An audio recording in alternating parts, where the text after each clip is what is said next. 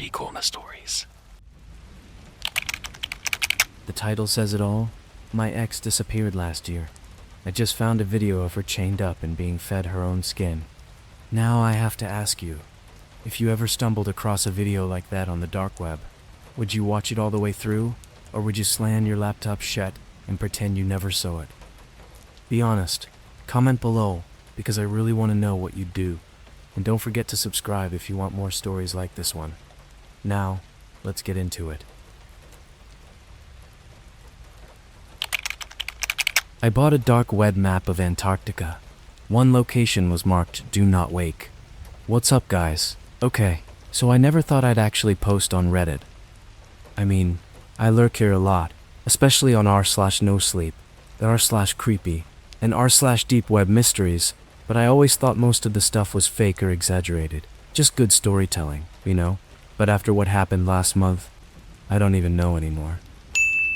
Like, I'm genuinely shook to my core. I haven't slept more than 3 hours a night since it all went down. And yeah, I'm typing this with one hand because my other arm is still wrapped in bandages. I'm still recovering. But you guys deserve to know this. This all started because of a stupid late-night binge. It was like 2:47 a.m., and I was on YouTube just watching random iceberg videos. You know the type. Internet mysteries, iceberg tier list, creepiest places online. One of the tiers was labeled something like Forbidden Coordinates, Deep Web Maps. Now, I'm not dumb. I know the deep web isn't just hitmen and creepy cult stuff. It's mostly databases and junk. But that one iceberg video mentioned something that stuck with me. There are maps floating around in private forums. Maps of the Earth, marked with red X's that supposedly point to classified locations. One of them, an old pixelated satellite map of Antarctica, has a spot labeled Do Not Wake. There wasn't even a source. It was just one blurry image from 2013 with a big red circle and those exact words scrawled over some white icy terrain in faded Arial font. I thought it was cool. Whatever. A spooky little mystery to get creeped out by while I eat leftover McNuggets and doomscroll Twitter. But then, I made the mistake of commenting on that video. Anyone know where to find the full version of this Antarctica map? Just that. Not even 5 minutes later, I got a reply. A user named ColdSender000 messaged me. No profile pic. Joined August 2025. 0 subscribers. No videos. No playlists. Nothing. Just a short message. Are you sure you want to see it? The map's real. I've got it. But it comes with a cost. At first I thought it was a troll. But when I clicked the attached image preview, my stomach actually dropped. It wasn't just a map, it was an interactive layout. It looked like Google Earth, but offline. Blurry grayscale with glitchy overlays. There were 3 red X's marked across Antarctica. One of them was right on a mountain range I didn't even recognize. But the one in the lower right, way off from anything normal, was labeled Do Not Wake. Dormant. 219,837 days. I couldn't stop staring at it. Now, here's where I really messed up. This guy sends me another message. If you want the full access map, I'll send you the onion link, but you'll need crypto, 0.015 BCTX. I swear, I hesitated for like 2 hours, but I couldn't get the phrase out of my head. Do not wake. It sounded stupid, edgy, but also weirdly ancient. Not like some SCP Creepypasta thing, but older. Like something pre-biblical, if that makes sense. Anyway, I had crypto sitting in an old wallet from when Dojo coins spiked in 2021. I said screw it. Worst case, I lose $700. Best case, I get to solve a creepy internet mystery and maybe tell my followers on TikTok or make a short horror story about it. You know? Like fun, spooky content. So I pay the guy. He sends me this onion link and a 16-digit unlock code. I go full VPN mode, Tor browser, private laptop that I keep off-grid just for sketchy browsing. All that. It takes forever to load. But finally, the site opens. It's just a black screen with a blinking red dot. I type in the code. The screen glitches hard. Like, my speakers made this low hissing noise like a slowed-down whisper, almost underneath my hearing. like it wasn't meant to be heard, but I felt it in my chest. Then the map opened. Now this was not a normal map. First off, there were no UI buttons, no close, no back, just click and drag. It looked like satellite imaging from 1987, but in perfect resolution. And, get this, the clouds on it moved. Not fast, but in real time. There was a static hum in the background, like it was pulling from a signal or something. I hovered over the 3 red X's. Each had a short note pop up. First one, launch site 37-B, inactive since 1982. Second, cold storage 9A-B, entry unauthorized. Third, the creepy one. Warning, dormant, motion detected, do not wake, overseer offline. At this point, I'm leaning back in my chair like, yo, what is this? This feels too elaborate to be fake, but also too creepy to be real. I zoom in, slowly, on the 3rd X. It's located at what looks like a sunken dome buried in ice. Just a faint circular shape under snowdrift, half covered. No name, no coordinates, but something was moving inside it. No joke. On the right side of the dome, something flickered, like static, a shape. Then it was gone. This is where things started to get really messed up. I heard a knock, not from my front door, from my 2nd floor window. Now keep in mind, I live in a standard apartment above a Starbucks in Toronto. There is no balcony, no tree, and I'm on the 3rd floor. That window should be completely unreachable. But it was a distinct tap, tap, tap. I froze. The room got weirdly cold, and the map on my laptop, it started glitching out hard, like artifacts, symbols I couldn't read flashing for half seconds. Then the screen cut to black. All that remained was a single phrase, bold white font. You saw it.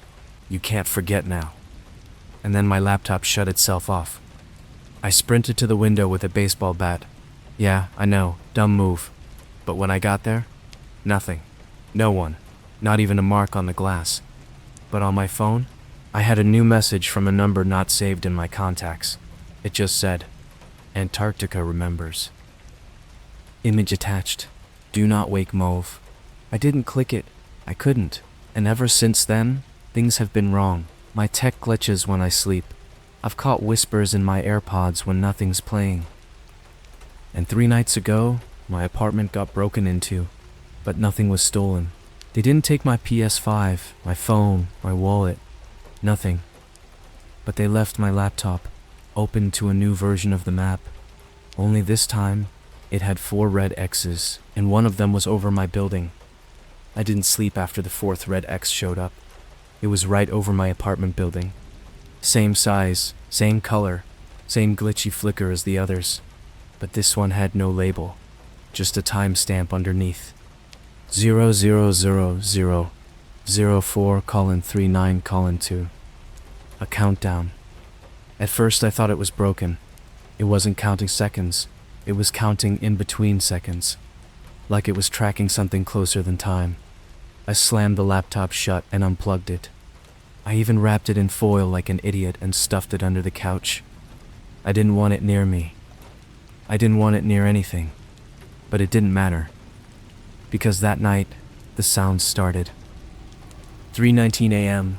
I'm jolted awake by what sounded like someone dragging wet nails down drywall.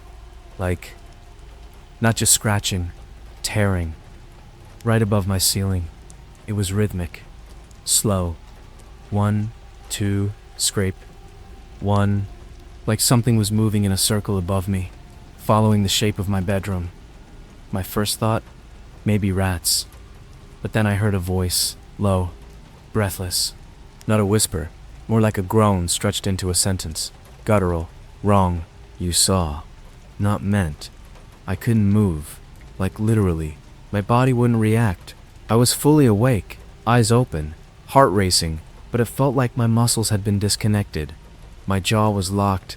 My fingers twitched like they were floating. Then my phone lit up. I had it charging on my desk across the room. The screen turned on by itself, like it got a notification, but no vibration, no sound, just the glow. I watched in horror as it slowly tilted on the desk, moved by something invisible, and fell to the floor screen first. Then the lights blew. Every single bulb in my apartment exploded, one by one, like tiny popcorn bursts in the dark. My ears rang for minutes. When I could move again, the air felt too thin, like I was breathing inside someone else's lungs. I did something stupid the next morning. I went to Starbucks downstairs, like everything was normal. I just needed to be around people, noise, movement, something alive. The place was packed, August crowd, mid-morning, touristy Toronto. I sat by the window with my headphones in, trying to drown out my own thoughts. TikTok was full of nonsense, but at least it was distracting. Until I saw the video. It had just been uploaded, no likes, no caption. It was from an account I didn't follow, at Overseer Memory. It was a video of me, in my apartment, asleep, tossing and turning in bed. But here's the thing, I live alone. This video was recorded from inside my bedroom, facing my bed from the ceiling corner. I watched in frozen horror as the figure appeared. 7 seconds in, a tall shape moved across the room, in complete silence. No footsteps, no shadows, and its limbs were too long, like it was built wrong. Its head almost touched the ceiling, and it moved like it didn't know how joints worked. But that wasn't the worst part. The worst part was that I didn't even stir. It stood over me for 28 seconds, motionless. Then the video cut. I refreshed the account. It was gone. The username didn't exist anymore, like it never had. I left Starbucks immediately. But as I passed the counter, the barista, some college-age guy I'd seen 100 times before, looked up and said something that made my blood ice over. "You're not supposed to be awake yet." I turned back. He wasn't even looking at me. He was staring through me. I stayed at a friend's place that night, told him my Wi-Fi was down, and played it off as needing a couch. Didn't tell him any of it. He's a chill guy, plays Apex and vapes 24/7, keeps LED lights on full blast, always watching Twitch. But even that didn't stop it. Around 2 a.m. we were both in the living room. He was gaming, I was scrolling. And then he freezes mid-match, like just drops the controller. I look at him and he's pale, like sick pale.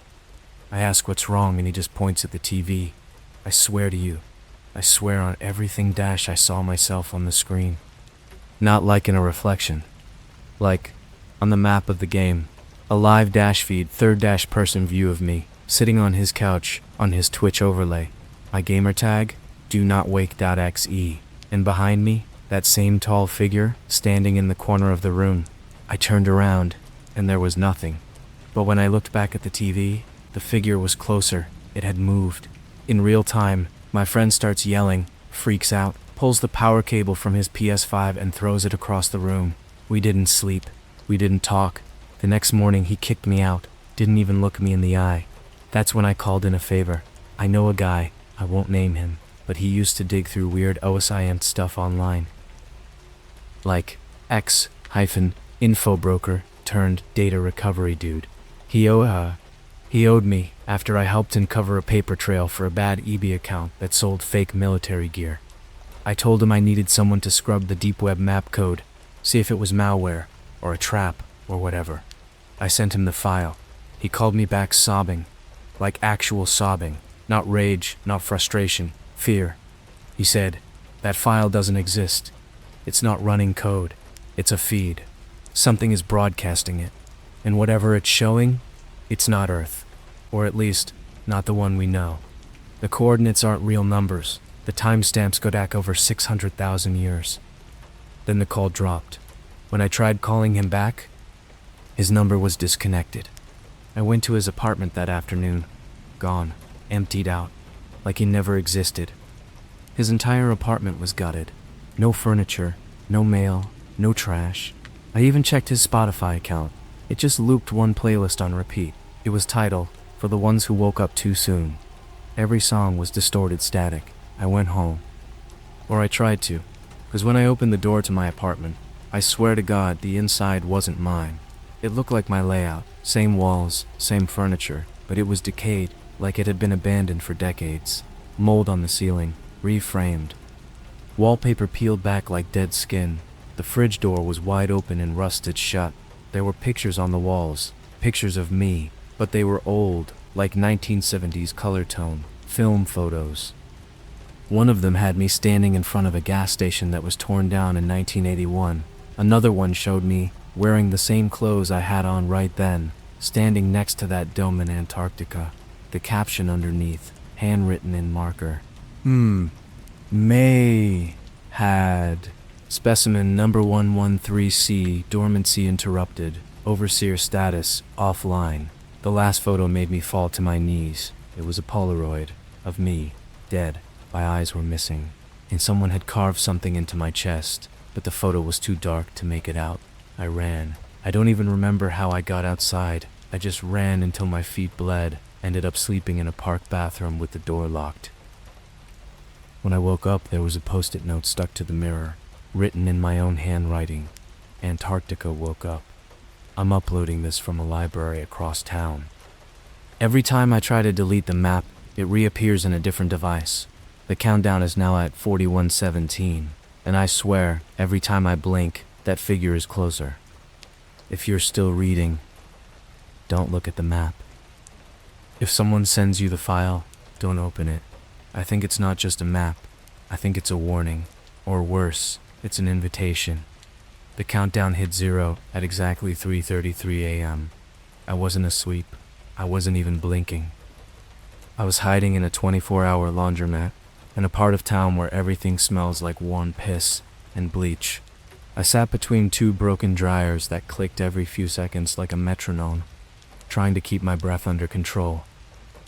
My phone had no signal. No Wi-Fi, number 5G, no LTE, nothing. It just said searching, searching, with a black screen behind it. Then, without a sound or vibration, the phone screen turned white, blank. Then 2 words faded in, pixel by pixel. You're late. The lights in the laundromat cut out, all at once. Not dimmed, not flickered. Just gone. It was pitch black. All I could hear was the hum of those busted dryers, and then they stopped too. Like whatever was coming didn't like noise. Or didn't need it. There was movement outside the window. Not walking, dragging. Like something heavy pulling itself along the concrete with bare limbs. Wet, sharp. I backed into the corner, slowly. My knees were locked so tight I could barely move. I clutched my phone like it was a weapon, even though it was completely useless. Then the glass front door opened, by itself, without a creak, without any resistance. Just silence. I swear on everything, this part is not humanly possible. Something stepped inside the laundromat, or at least, it tried to mimic stepping. Its foot hit the tile, but instead of making a thud, it made a sound like 1,000 necks cracking at once. It was wrong, like the pressure of an entire ocean shifting in a living room. This thing, it was wearing my skin, not metaphorically. It had my face, but it was wrong. It blinked sideways. Its teeth were on the outside of its lips, like they'd grown through the skin. Its eyes were completely white, milky, like overexposed photo film. Its hair was matte black, but it hovered above its head, floating as if it were underwater. It walked over to a row of machines, stared at the spinning window of dryer number 12. Then it laughed. Not like a person laughs, more like a choking, glitching recording of a laugh. Too many vocal layers, male, female, child, machine, all at once. It said, they buried it, and thought ice could stop a voice. I didn't run. I couldn't. I blacked out. Legit don't even remember passing out. Just woke up slumped on the floor, still shaking, at 4:26 a.m., with the doors locked and no signs of entry. I stumbled outside into the parking lot, and you won't believe this. There were no cars, no people, no sound. Downtown Toronto, not a soul, not even streetlights. I thought maybe I was dreaming, or I'd had a stroke, or this was some kind of psychotic episode. But then I looked up, and the sky was wrong. It wasn't just dark, it was fractured, like looking up at a cracked screen. And behind the black was something watching, and it was blinking. I'm not even exaggerating. Massive, circular, translucent layers like eyelids were pulsing behind the clouds. Every few seconds they'd close and open. Slow, unnatural, almost like it was adjusting to being awake again. I made a run for the subway tunnels. The streetcars were dead. The McDonald's on the corner was wide open with no employees, just every single TV playing static in perfect sync. I didn't stop. I sprinted across Queen Street and ducked into the Osgood station. The stairs were dripping wet. Not water, it was thick, red-gray, and warm.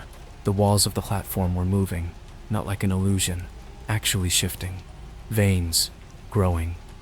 They looked like veins growing through the concrete, stretching slowly like tree roots over glass, and they pulsed. Not randomly, to a rhythm, same rhythm I'd heard in the static, same tempo from the countdown. Dum, dum, dum. I could hear a voice again, same layered voice from before, but now clear, like it was inside my head and also echoing through the tunnel. You saw the shape, you saw the spine, you saw the loans buried under the world. Now the ribs will open, and it will breathe. The train arrived. There was no one on it, not even a driver. Just a full set of flickering lights and one open door at the very end. I got in. The windows turned white, and the whole world outside vanished, gone, like it no longer existed. I tried opening the door again, but there was no handle. I sat. Then I saw it, carved into the seat next to me. Letters, deeply scratched and like someone used a knife, or maybe fingernails. Dormancy was mercy. The lights flickered once, then the windows began playing a video, not a reflection, a video. As if I was watching memories projected on fogged glass. It was footage of me, standing in Antarctica, but not in modern clothes. I was wearing a parka that looked like it was from the 1920s, black, thick, Soviet style. I looked different. Older, worn down. The camera zoomed out. There was a massive hole in the ice in front of me, a perfect spiral going straight down like a frozen drill had torn through it. Inside, teeth, rows and rows of them, fossilized, moving, shifting. Then the screen flashed red. Remember your task. And then it showed another version of me. This time, my eyes were burned out. My jaw was broken open, hanging at a 45-degree angle. My stomach had been carved open, and inside wasn't organs. It was wires, like a nest of fiber optic cables squirming like snakes. Then, nothing. The screen went black. The train stopped. I was in the Arctic, not the actual one. I know that sounds crazy, but it felt like the memory of it. The smell of blood and the cold. The sound of silence before screaming, that kind of thing. Like the world was paused, but something was still breathing underneath it. I walked forward. No choice. The tunnel in the ice was real. Spiral, downward. It wasn't wide enough to stand upright. I had to crawl. The further I went, the more my fingernails started cracking against the ice, until I reached it. The dome. Exactly like from the map, but now it wasn't buried. It had risen, and it was open. Inside was a chamber of mirrors, but none of them showed me. Each mirror showed a death, a different one. Me, over and over, dying in every possible way. Burned, torn, drowned, skinned, consumed, dissected. One showed me being worshipped by people with no eyes and teeth on their palms. Another showed me killing myself, over and over, smiling while doing it. In the center of the dome was a stone pillar. On top, my laptop, still open. The map now had hundreds of red X's, and all of them said the same thing. Status, woken. Overseer, you. Then I woke up, in my real apartment, or something pretending to be it, because taped to the wall was a list, a checklist. Each line was written in a different language, but I could understand all of them. They were inside my head, and the last item was checked off. Number 444, comprehension achieved, memory unlocked, role reassigned. Containment failed. Now it's inside everything. The map, it's no longer a file, it's a place. People keep messaging me with photos from Antarctica. Tourists, researchers, even one from a guy flying over on a commercial flight. All of them showing new craters, same spiral, same hole, and inside every hole, the same thing. A tall, humanoid figure, staring upward, waiting. This isn't about a map anymore. This is about something that was never supposed to be remembered. Not by us, not by anyone. And now that we've seen it, it's awake. and it's looking back. But only if you're willing to remember what you were before you were human. I don't think I'm human anymore. Not fully. Something's inside me. Not like a demon or spirit. Those are fairy tales. This thing, it's older than belief. Older than the air. It doesn't possess you. It reminds you of what you used to be and what you're going back to. After the mirror chamber in the dome, I wasn't returned. I was repurposed. I stopped seeing time the same way. I'd wake up and entire weeks would pass in minutes. People I knew vanished like skipped frames. Some weren't replaced, others were, by copies that looked just enough like them to fool someone not paying attention. Their eyes were always slightly too wide. Their smiles always lasted 1 second longer than normal. I tried calling my mom. The number worked, but the voice on the other end, it wasn't hers. It used her voice. But when I asked her my childhood dog's name, she laughed and said, "There were no dogs in the place you came from, only bone nests." I started finding pictures under my skin, little bulges, hard like glass marbles. I'd press into them, and they'd pop just beneath the surface. One tore through during a hot shower. I dug it out with a knife. It was a tiny folded Polaroid, perfectly dry, like it had never been wet. The picture showed my room, but the walls were meat, not like a metaphor, actual flesh. My bed was a rib cage, my laptop pulsing like a breathing lung. On the back of the Polaroid, scrawled in blood, "Room incomplete. Keep building. Overseer must gestate the gate." The countdown was over, but things didn't stop. They started multiplying. I walked down Yonge Street one night, and every single billboard glitched at the same time. All of them. Different companies, different screens, all flashed the same phrase. "We never forgot you. Why did you forget us?" Then they all went dark. But the people didn't react. Not one person looked up. Not even a blink. Just kept walking like ants. Except one guy. Homeless, I think. Wrapped in a shredded Canada Goose jacket and duct tape boots. He was crying, muttering something over and over. I got close. Just enough to hear, "The mountain has fingers. The mountain has fingers." I asked him what that meant. He looked at me, finally. His eyes were stitched shut, like someone had sewn them closed with metal wire. He screamed, "I can still see." I made the mistake of going back to the Starbucks. It was 2 a.m. and I was spiraling. Everything felt wrong. No phone calls worked. The mirror in my bathroom showed static instead of a reflection. So I thought maybe I was hallucinating. Maybe if I just sat in the same place it started, something would make sense again. No baristas, no customers. Just one woman sitting in the exact chair I had the first night I got the message. Blonde, mid-30s, wearing a winter coat that looked soaked from the inside out.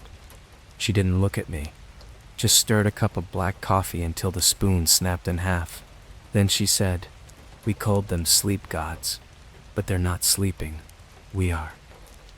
I didn't respond. She turned toward me, and I noticed her eyes were reflective, like the inside of a camera lens. You couldn't see the color, just yourself, distorted and wrong. She whispered, "You were the last lock, the one dreaming farthest from the center. When you woke, they all did." Then she melted. No screaming, no chaos. She just deflated like a bag of skin filled with milk and ink. Her hair slid off in one piece, like it had never been attached to a skull. Underneath, Antarctica. Frozen mountains, visible through the hole in reality that her body became. Then the room folded in on itself. I woke up on the floor of my apartment with my teeth missing. No blood, no pain, just gone. My gums were sealed shut like they had never opened. I ran to the mirror and saw that my reflection was still smiling, with teeth. Even when I stopped, it blinked once. I didn't. I smashed the mirror. Inside the wall, behind the broken glass, I found a map. Not digital, not paper, flesh, stretched tightly and tanned like leather, marked with needles instead of pins, every location labeled in something between cuneiform and veins. And in the center, right at the pole, was a circle, red and pulsing. Label, the first mouth. I got on a plane. I don't even remember buying a ticket. Just suddenly I was in the air. cold. People next to me didn't move, not once. Even during turbulence, their hands stayed folded, their eyes stayed open. One had no eyelids. Every 30 minutes, the intercom would crackle and repeat, "Welcome, overseer. Descent approaching. Prepare the gate." There were no windows on the plane. I started screaming. No one flinched. Then I felt something kick inside me, like a baby, but it kicked upward, toward my chest. I woke up again. Snow everywhere, endless, no tracks behind me. No plane in sight, just a single path made of bones and open mouths frozen mid-screen. They made a trail through the ice, all facing the same direction, toward the mountain.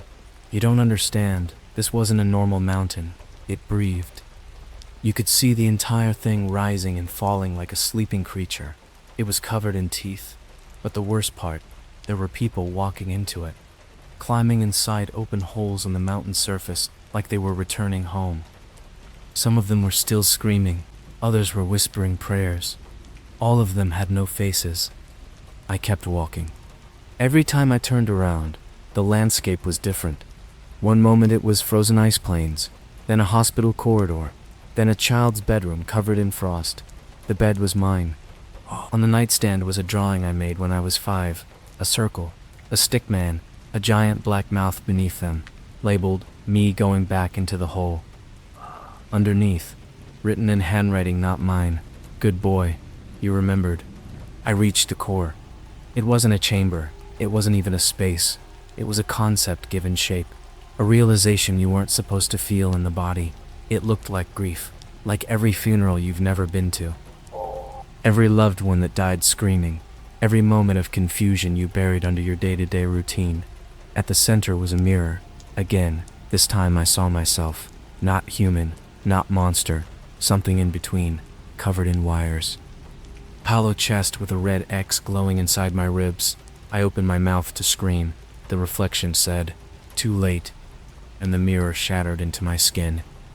When I woke up, I was back in my apartment again. But this time, everything was mirrored. Left was right. Day was night. The text on my phone was inverted. The people outside walked backward. Time didn't go forward anymore. It spiraled. And in the center of the spiral was a folder on my laptop. Autoplaying. Live feed. Of Antarctica. And something crawling out of the mountain. If you've seen the countdown, you've already been marked.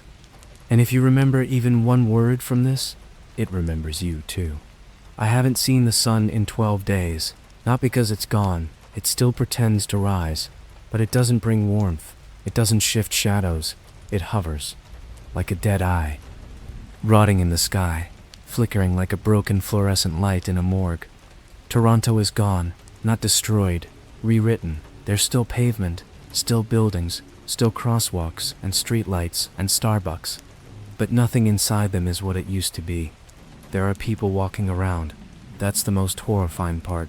They smile, they wave, they eat, they blink, but they're empty. I saw a man at Union Station pour coffee into his eye socket and smile like it was normal. A woman pushed a stroller full of teeth and kept cooing. "You're growing new thoughts, baby." I tried to talk to a kid outside a shuttered 7-Eleven. He looked maybe 8 or 9, had an iPhone, playing a game that looked like TikTok except the videos were people being flayed open and singing praise songs in static. I asked him where his parents were.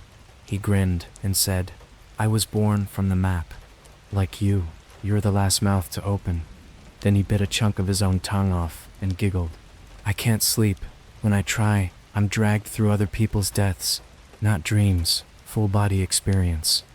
I've drowned in trenches that don't exist on Earth, been eaten alive by laughing mouths and the ceiling of an underwater cathedral.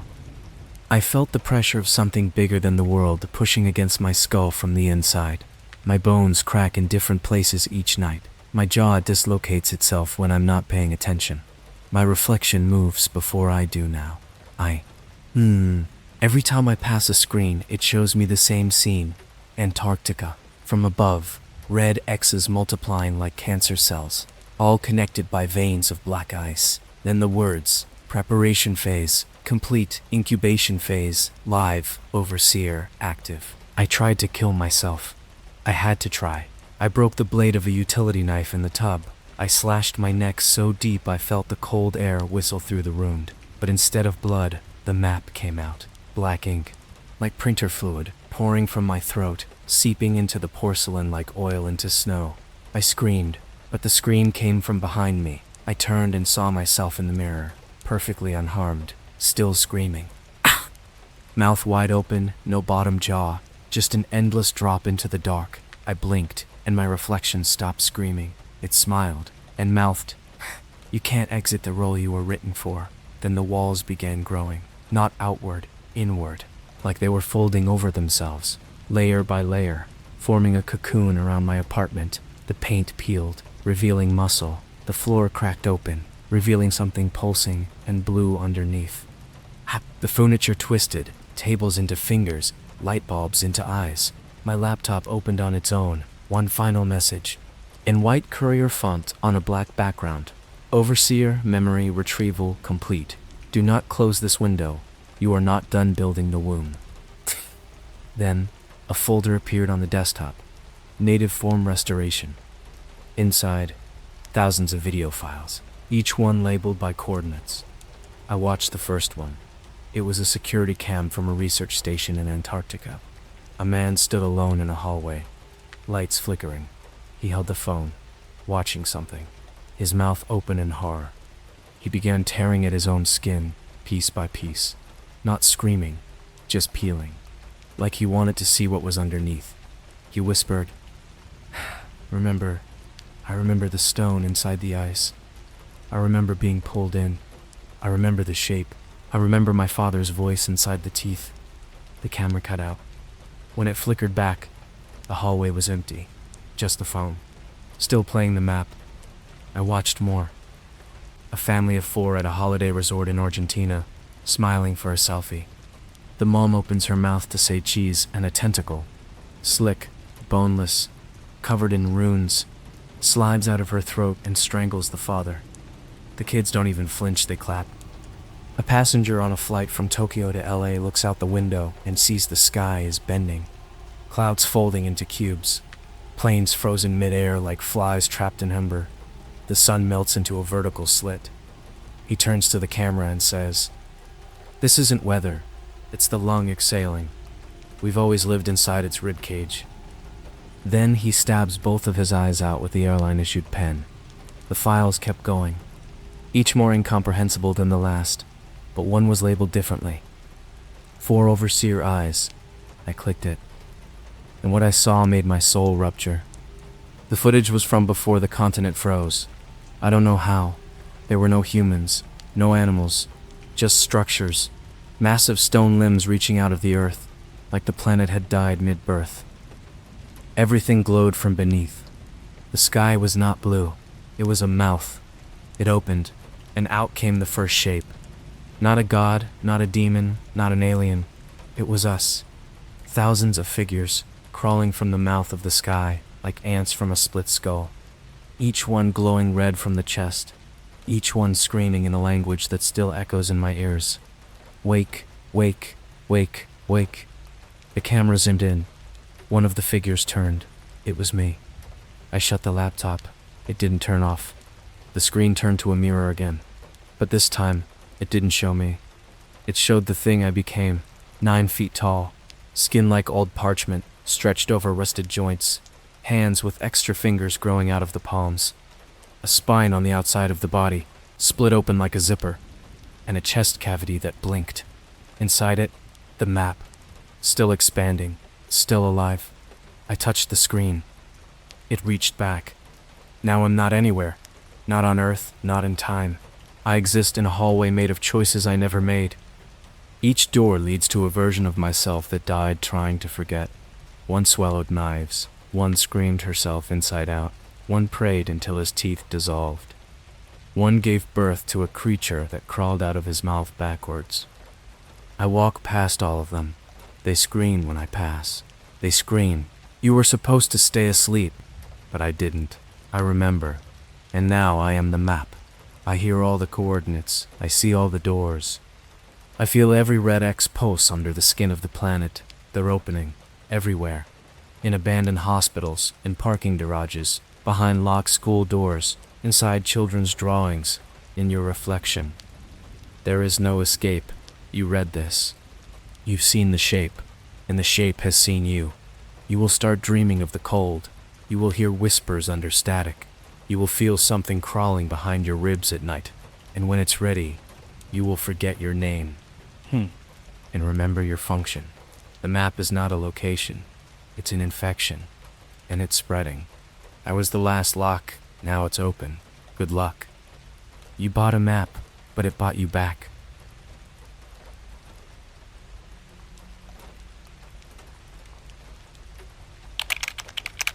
I found a dark web red room streaming through Instagram Live. Yo, okay, so the story is one I've never really told anyone except a few close friends, and even they thought I was just trying to creep them out. I'm only posting this because I've been seeing weird stuff again lately, and I need someone, anyone, to confirm I'm not going insane. If you're scrolling through Reddit late at night, chilling in bed with your LED lights on and half a bag of hot Cheetos left, buckle up. This isn't your usual, gee, I saw a ghost in my mirror kind of story. This is real. I swear on my life.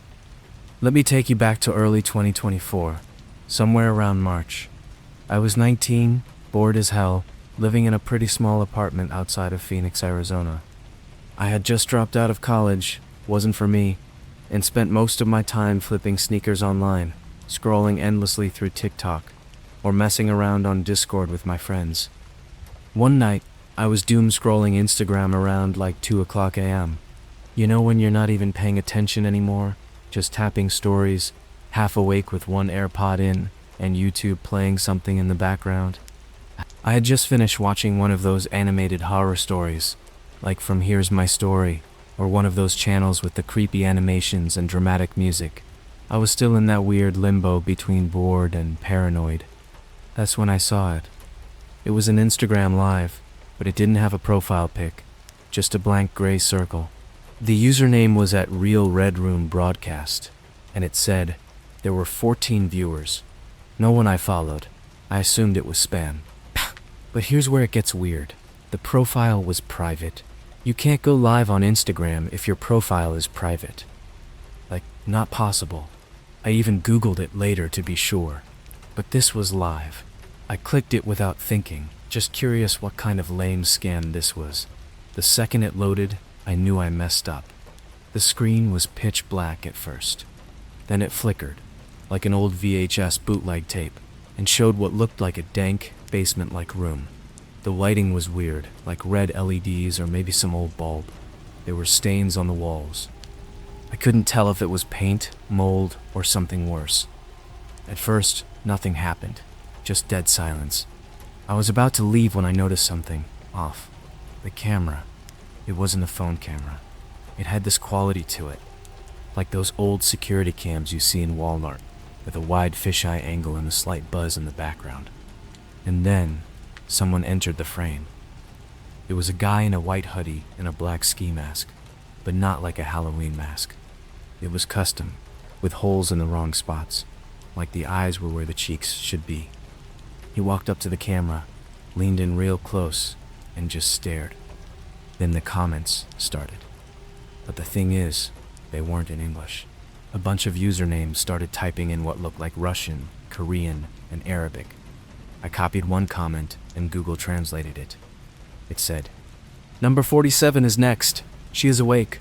Bro, what the hell does that even mean? I took a screenshot, and as soon as I did, the guy looked directly at the camera again and waved. Like, at me. I instantly freaked out and exited the live. My heart was pounding. My hands were shaking.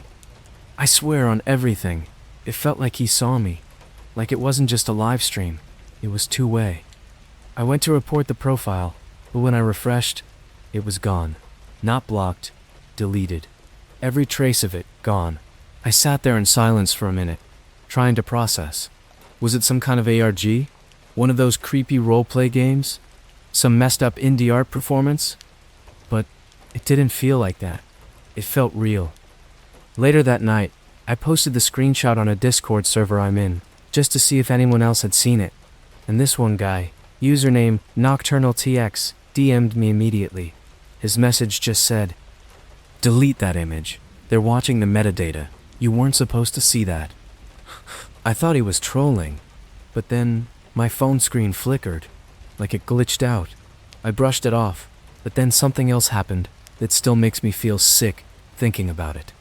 The next morning, around 10 a.m., I walked to the local Starbucks, ordered my usual, sat by the window, chilling on TikTok, trying to move on from the night before. Then my phone buzzed, an airdrop request from someone named, Red Room Host 47. I didn't even have airdrop on. And when I looked up, scanning the Starbucks, there were 4 people sitting near the back, all dressed totally normal.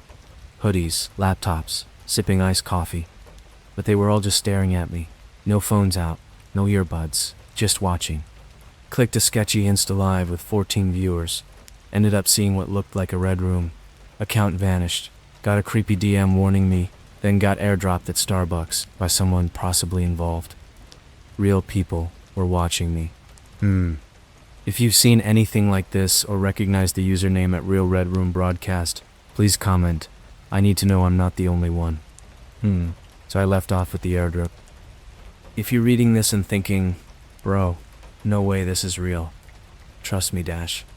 I wish it wasn't. I wish this was some viral marketing campaign for a horror movie or some sick ARG I got too into. But this stuff kept escalating in a way no hoax ever would.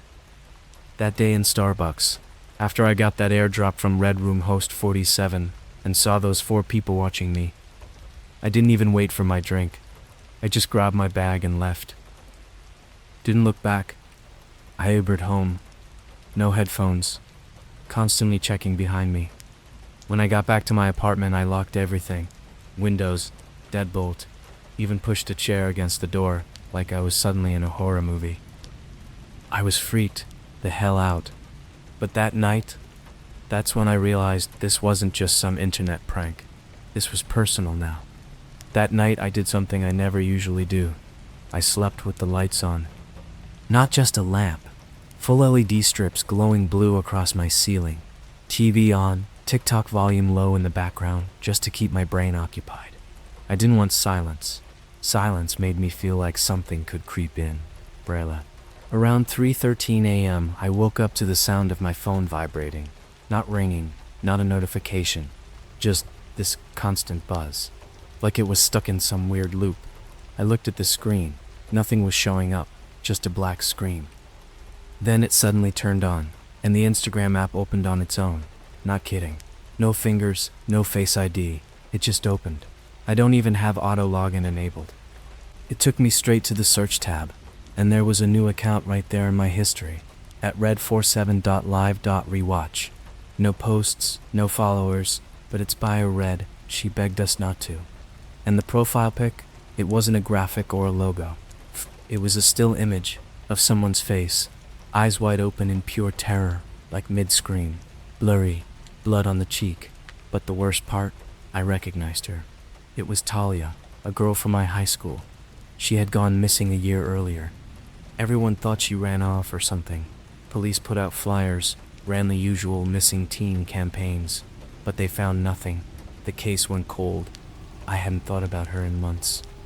And now, her face was suddenly there, like a screenshot from a video I was never meant to see. I shut off my phone and tossed it across the room like it was cursed. I couldn't sleep, just stared at the ceiling for hours, wondering if I was losing my mind. The next day, I went to the police. No shame. I wasn't trying to be a hero. I just wanted out of whatever this was. I showed them the screenshot of the Instagram live from the first night, the new profile, even the airdrop notification. They wrote everything down, took my statement, but I could see it in their eyes. They didn't believe me. One officer, this older dude with a buzz cut, pulled me aside after and quietly said, "There's stuff you don't mess with on the internet, kid. You stumble onto something, you close it, and forget it. That's the rule." That hit different. He wasn't laughing. His tone was serious, guilty, almost, like he knew something but couldn't say it. That same night, I deleted every app. Instagram, TikTok, Discord, Factory reset my phone. Thought maybe I could cut it all off, go offline, go ghost. But the thing is, they were already in. Because something happened that made me realize I wasn't just being watched online. Fast forward, 4 nights later, I was staying at my cousin's place, about an hour away. I hadn't told him the full story, just said I was feeling paranoid and needed a change of scenery. He had a small 1-story house out near Tempe, middle of nowhere, quiet neighborhood. We were watching TV around 11 p.m. when the power suddenly cut out. Just black, total silence. Not even the streetlights. He went outside to check the fuse box. I stayed in the living room with my phone flashlight. That's when I heard something. Tap, tap, tap. Not from the door, from the window. I froze. Slowly turned toward it. My cousin's front window had vertical blinds, slightly open. There, just barely visible, was a silhouette. A tall figure, standing too still, like statue still. Then the tapping continued, but it wasn't a hand. It was metal, like a knife handle. I whispered my cousin's name. No answer. I tiptoed toward the window, trying to peek out without moving the blinds too much. And what I saw almost made me scream. There was a person, wearing a red balaclava, like blood-red ski mask, standing just inches from the glass. Look, he was holding a tablet, and on the screen was a live stream. And it was me, inside the house, right then. It was a direct stream of me standing in front of the window. I was watching myself in real time from his camera. I turned and bolted for the back door, yelling for my cousin. He came running around the side of the house, freaked out, holding a crowbar. The guy in the red mask was already gone. We called the cops. Again. This time they actually took it seriously. They searched the area, took my statement again. But I knew this was deeper than anything the cops could handle. That same night, I got an email. Just 1 line of text. No subject, no sender address. Just, "You are now viewer 15. There was a link. I didn't click it. But I hovered. It was an onion address. Dark web. Here's the thing. I never touched the dark web before all this. Ever. I wasn't one of those Reddit edgelords looking for mystery boxes or buying fake IDs. I'd seen enough don't click YouTube videos to stay far away. But somehow, they brought it to me. They were trying to pull me in. The next morning, something happened that still haunts me more than anything. I got a DM on Twitter from a burner account. No followers, no PFP. The message said, "We've uploaded your episode." Attached was a link to a hidden Vimeo page. Password protected. The password was my exact apartment number. I clicked, I watched, I cried, I nearly passed out. It was a video of me. Sleeping, tossing, rolling over, getting up to go pee. I recognized the night. It was before I saw the first Instagram live. The footage was in night vision, full audio. They had been in my apartment. Before I even knew. Before any of this started. Part of me still thinks this has to be a nightmare. Some deep-seated psychosis I haven't been diagnosed with. But the footage, that can't be faked. My cousin saw the guy in the red mask. The cops filed real reports. And that Talia image, I sent it to her mom, just to be sure. She didn't respond. But 3 hours later, I got a final DM from a new Instagram account. Next time, don't involve family. There was a picture. Just one. My cousin's front door, taken from the inside. They're not done, and neither am I. You ever feel like you're alive inside a video you were never supposed to see? Like the kind of footage you find on a lost phone in the middle of the street, with a cracked screen and no passcode. You open it, and everything inside is so real, so horrifying, that it physically alters you. Your brain can't go back to how it was before. That's what this became. Everything that happened after that Vimeo video, it broke me. It wasn't about watching anymore. It was about being watched. Then it became about being used. 3 nights after the Twitter DM, I went completely off-grid, deleted everything, burned my SIM card, tossed my phone into Tempe Town Lake like it was cursed, switched to an old burner flip phone. My cousin was already gone, moved out, went to live with some relatives in Portland. He didn't even tell me he left. I just showed up to his house and found the door unlocked, the fridge empty, and a sticky note on the wall that read, It wasn't worth it. He was smart, I wasn't. I ended up staying at this cheap motel outside Tucson, one of those $39 a night types, with buzzing lights and a vending machine that eats your cash. Room 103. I still remember the number. I barricaded the door with a desk, unplugged the TV, turned the mirror to face the wall, but they still found me, and this time, they didn't bother hiding. It was around 2:20 a.m. I was lying in bed, barely dozing off, when I heard it. That sound, it wasn't banging, it wasn't knocking, it was tapping from inside the vent. Like fingernails. I froze. Just stared at it. The vent was maybe 10 feet across the room near the bathroom ceiling. It didn't even have a fan cover, just this hollow, dusty hole that opened into blackness. Then I saw the eye. A real human eye. Bloodshot, peering through the vent. Dead still. Watching. No blinking. No movement. Just watching. I couldn't even scream. I just backed away slowly and grabbed the chair. And as soon as I did, the tapping stopped. Silence. For 17 minutes, I sat there with my hand on the chair, staring back at the vent. Then I blinked, just once. And in that moment, the eye disappeared. I left that motel before the sun came up. Didn't even check out. Just ran. I drove west until I ran out of gas near Quartzsite. Ended up crashing in my car in a gas station parking lot, trying to think of what to do next. And that's when I made the biggest mistake of this entire nightmare. I went back online. I used a laptop at the gas station's public Wi-Fi. Dumbest decision of my life. But I was desperate to know why me. What was Viewer 15? Why was I being targeted? I went deep. Like deeper than you should ever go levels of digging. Reddit threads that had been wiped. Archived posts from forums that didn't exist anymore. I found screenshots from forums in Cyrillic, Korean message boards. Obscure subreddits with 3 members, abandoned years ago. And one name kept coming up. Project Arachne. A government leak. A failed darknet operation. Supposedly, in the late 2000s, a joint operation between multiple countries tried to track and shut down the largest live torture streaming ring in the world. It was called Red Room Cinema. Think Netflix, but for sadists. Monthly subscriptions, live requests, audience votes. All funded through crypto years before Bitcoin went mainstream. They failed. They didn't just fail, they got absorbed, and Project Arachne became the new name under which the streams continued. Hidden in plain sight, on social platforms. Instagram, Facebook Live, even LinkedIn video tests. Encrypted with layers of dummy accounts, algorithm glitches, metadata corruption. The horror wasn't in the dark web anymore. It was in your feed. You just didn't see it. But the worst part? The streamers don't just film victims, they make new ones. They groom viewers, turn people like me into participants.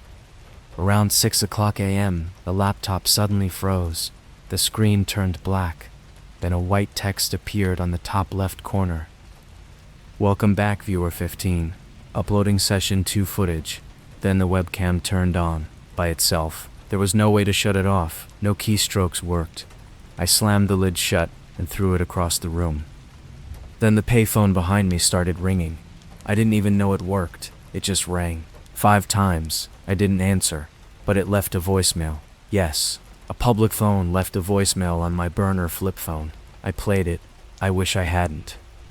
At first it was silence. Then, faintly, the sound of a girl crying, whispering, "Please, I didn't show them anything. Please stop. He's watching. Please don't cut again." Then, a click. Then, a man's voice. It was calm, soft, too calm. "You've been chosen Viewer 15. Your trial begins in 3 days. Bring the blade, or become the blade." That was it. For 3 days, I didn't sleep, barely ate. I wandered between bus stations and truck stops, staying in public places, trying to find anyone who knew about this. Nobody did, or they pretended not to. I messaged random accounts I found in the old forums. One replied, "You don't find Arachne. Arachne finds you. Once you've seen blood, you don't blink it away. You stream it back." 3 days later, I woke up on a bench near a truck stop in Indio, California. My bag was open. My wallet was still there. But there was one new item inside, a razor blade in a sealed plastic pouch, and a phone I'd never seen before. It was already unlocked. There was one app installed, a red spider icon. No name. When I opened it, the screen showed a countdown, 00:14:32, and a single instruction, deliver or watch. That was it. I dropped the phone, walked away. That's when it rang. And this part, it still messes me up. The ringtone? It wasn't a ringtone. It was my voice. Screaming, crying, begging. Please don't do this. Please, I didn't. Please stop. I nearly passed out in the parking lot. I didn't answer the phone, but when I turned back, the screen had changed again. Now it was showing a live feed. It was a bathroom, one I recognized. My old high school's girls' restroom, and there, tied to a sink with duct tape, was another girl, alive, crying, mouth gagged. I zoomed in. I didn't want to believe it, but I recognized her. Emily, my lab partner from junior year. She moved away 2 years ago. She was supposed to be in Michigan now, but she wasn't. She was here, and above her head, painted on the mirror, was a message. Your turn, viewer 15. Where we end hers. And that's when I realized this wasn't about watching anymore. This wasn't about surviving. This was about participating. They'd taken every piece of my past, every connection, every name I'd forgotten, and they were using it to pull me in, not as a viewer, but as a killer. You know what it's like to see someone you once laughed with, like actually knew, tied up in a filthy public bathroom, like a prop in a horror film. I never thought I'd reach a point in life where my own memories could be used as weapons. That's what they were doing. Arachne, the network, the thing behind the Red Spider app. They weren't just tormenting me. They were curating it. Like an algorithm for human suffering, custom tailored to destroy whatever was left of my sanity. And the worst part, it was working. The countdown on the phone had dropped below 5 minutes, and there she was, Emily, gagged, crying, in real time. The live stream wasn't grainy or distorted, it was crisp. Shot from multiple angles, one from above the stall, one from inside the sink mirror, one right at eye level, and I realized something horrifying in that moment. This wasn't security footage. These were placed cameras. It was produced. She wasn't just a victim. She was content, and I was the viewer. I could barely stand. I was crouched behind a dumpster behind a Love's gas station, covered in sweat, trembling. I stared at the phone in my hand like it was a bomb. And then, without warning, it began. The screen changed from deliver or watch to something darker. The background turned black. White text scrolled across the screen. Not English. Looked like Greek. Some kind of script that felt ancient and wrong. It pulsed, glitched, flickered, and then came the audio. Not a voice, not a scream.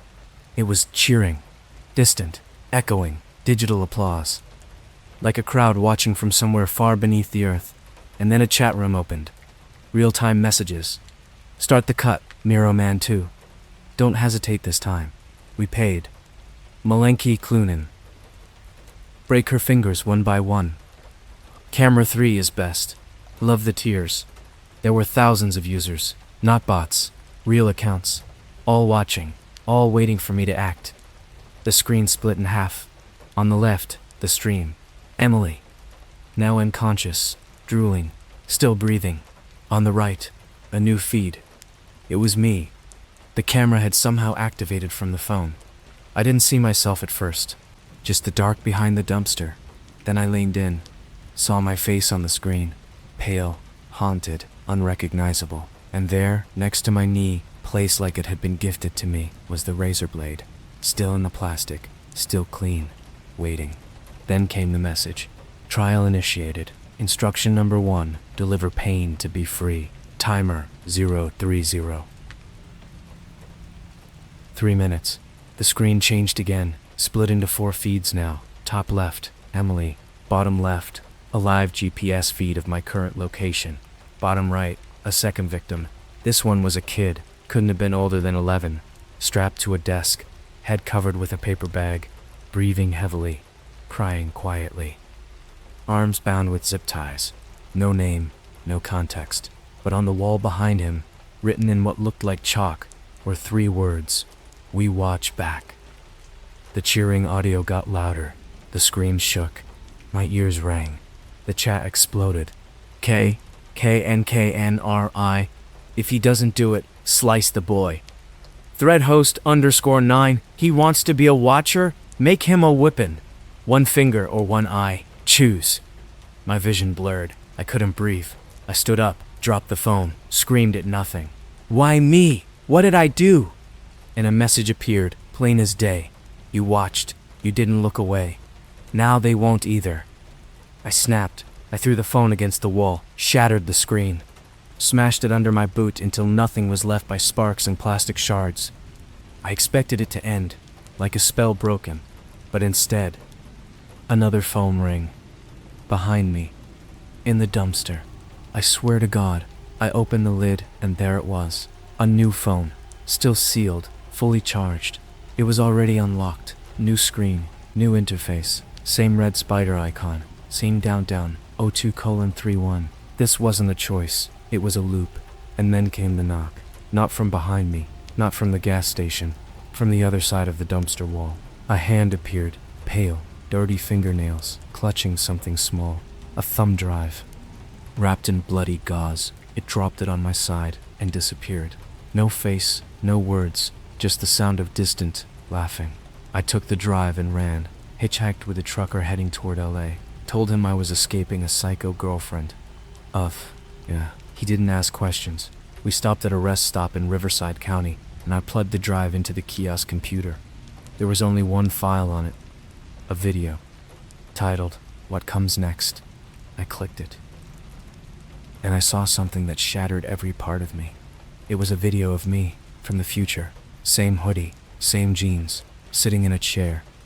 But my face, it was blank, eyes dull, skin pale, covered in scars and markings like tally marks carved into my arms. And behind me, standing in the shadows, was Emily, still alive, but changed. Her mouth was sewn shut, and she was filming me. The camera zoomed in, and in the video, I turned to face the lens, and I spoke. They said if I hurt 10, they'd let me live. I'm at 9. Who's next? I closed the file, unplugged the drive, puked in the restroom sink, screamed until my throat bled. Because here's the twist no one ever talks about with these things. It's not just about watching violence. It's not about committing it. It's about transforming into the very thing you feared. Because the final trial is becoming content. And I think I'm already halfway there. They're not done with me. They're uploading me next. You know when you stare into something so long, so deep, that eventually it stares back? No, I don't mean metaphorically. I mean literally. I mean the screen blinked, the pixels looked back, and when I saw myself on that USB footage, numb, scarred, counting victims like they were coins in an arcade, I knew the truth. I was no longer watching a horror story. I was the horror story. But you know what no one tells you? The scariest part isn't becoming a monster. It's realizing how easily you can. After the drive incident, I wandered, like a stray dog waiting to get hit. I stopped looking for help. There was no help, no therapy, no hotline, no get out of the red room guide. There was just the game, and the game wanted players. It wanted pain. It wanted me. I was in LA by then, Venice, somewhere near the abandoned skate park just off Windward. I slept under a tarp covered in my own sweat, cuts on my arms I didn't remember making. I didn't eat, barely drank. I waited for them to end it. But instead, they upgraded me. I woke up one night to a phone vibrating underneath my chest. Not in my hand, not in my pocket, under my skin. There was a surgical scar, sealed with staples. It was fresh. It burned. I screamed until I passed out. When I came to, the staples were gone. There was no blood, no phone, but my vision was different. Everything around me, it had numbers. Street lamps had IP addresses. People walking by had view counts. Every blinking light on a car, phone, or laptop had stream status codes flickering in them. I wasn't hallucinating. I was seeing the code. I found a phone, days later, T-Mobile burner someone left on a bench near a public restroom.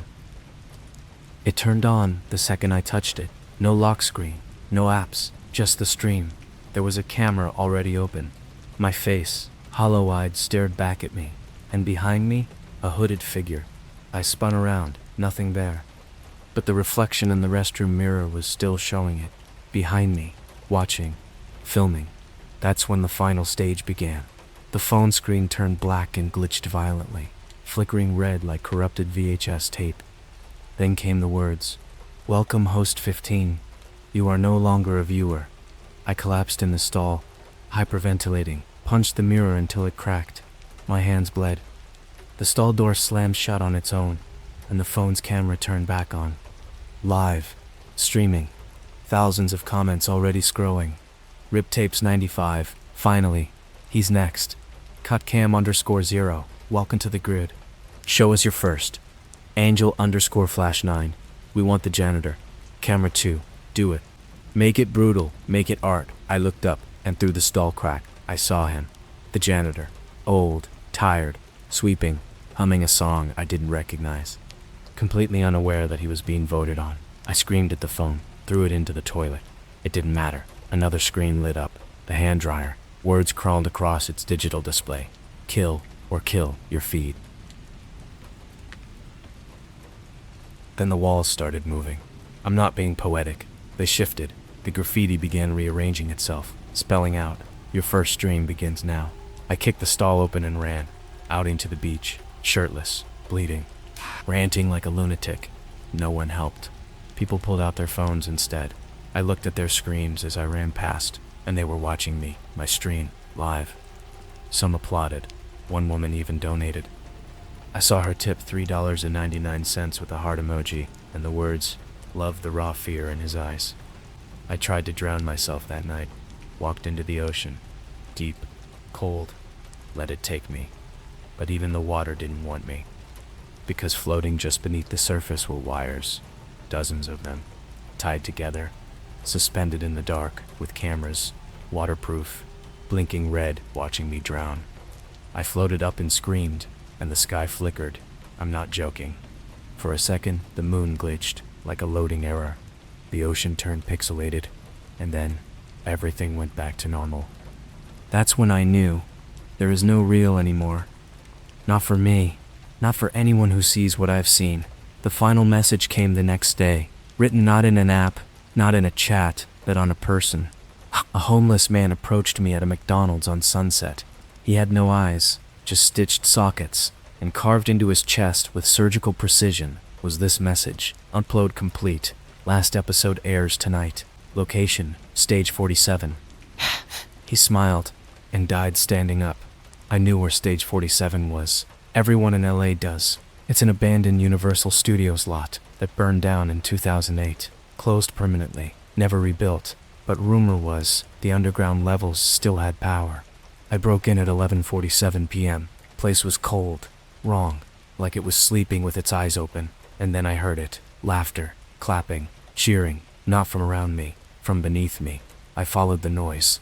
Through a trapdoor behind a rusted prop shed, down a spiral metal staircase lit only by emergency red lights. It led to a theater, but not for film, for torture. Chairs lined in rows, each one with a screen, each screen playing me. Old footage, past breakdowns, past streams, and at the very front, a stage, a single chair, and a mirror. I walked toward it and saw myself, not just me, versions of me, on the stage, in the chair, hanging, bleeding, screaming. Endless clones, looped, distorted, in pain. I stepped onto the stage, and the lights hit. The audience clapped, but there was no one there. Just mannequins, row after row of blank plastic heads, all with phones strapped to their hands, streaming me. And then, from the ceiling, descended a mask, red, velvet, spider emblem carved into the center. Inside the mask was a lens. It was filming. I didn't put it on. I had already worn it. It was a part of me now. I looked at the mirror again and saw nothing, no reflection, because I was already uploaded. I was no longer real. The final message flashed across every screen. Host 15 terminated. Series complete. Thank you for streaming. Then darkness, silence, curtain closed. If you're reading this, I'm not here anymore. This post, it's been scheduled, pre-written. I don't even know who's clicking publish, but if you saw the stream, if you watched any part of it, if you clicked any of those accounts, you're not just a viewer, you're next. Welcome to Red Room 16.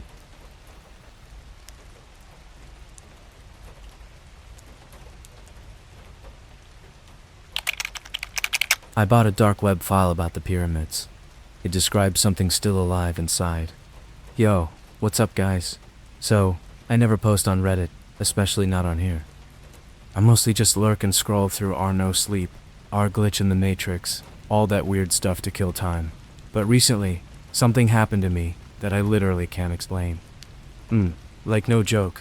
This is the first time in my life I've actually been scared to go to sleep.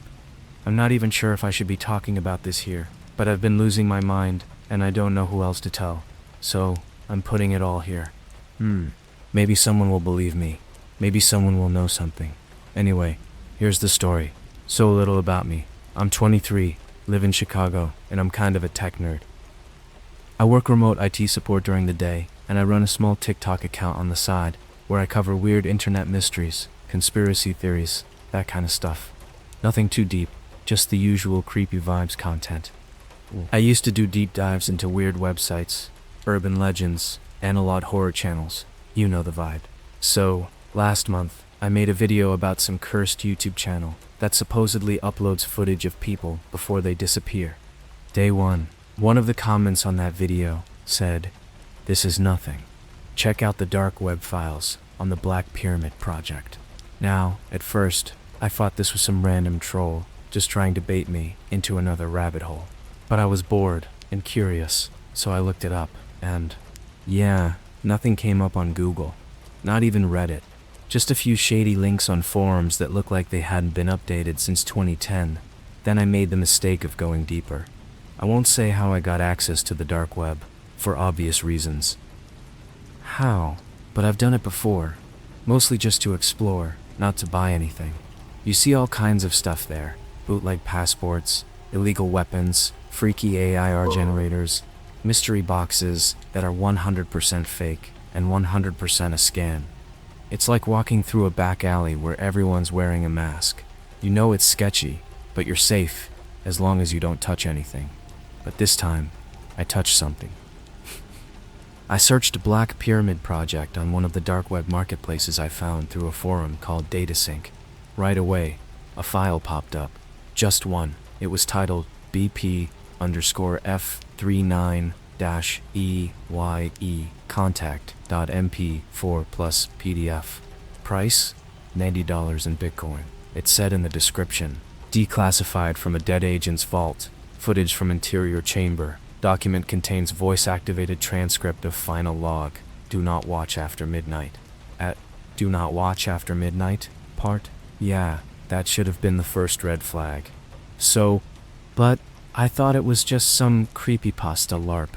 I mean, come on. It literally sounded like a trailer for a bad Netflix horror doc. But, again, I'm dumb. I had Bitcoin sitting around, so I bought it. The file was only about 500 MB in total.